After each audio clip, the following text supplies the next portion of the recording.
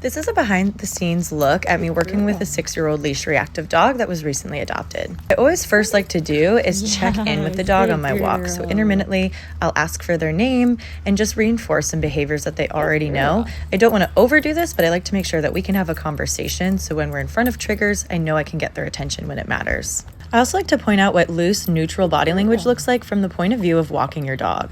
So for this dog, it looks like her ears are relaxed. She's taking in her environment and not hyperfixating or staring at any one particular thing.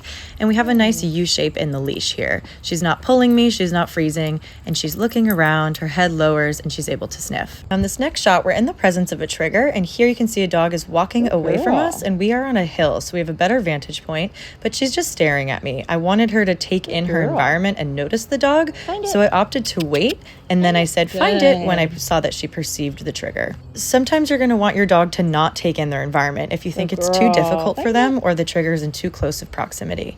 And other times it's a really great training opportunity.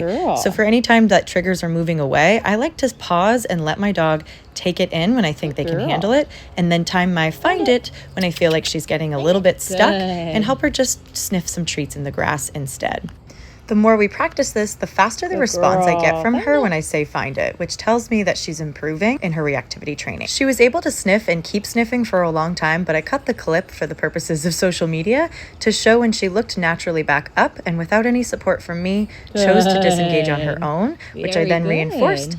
And then she decided to continue sniffing, which was a really, really good sign. After that amazing reactivity setup we did, I decided to let her sniff to decompress after that.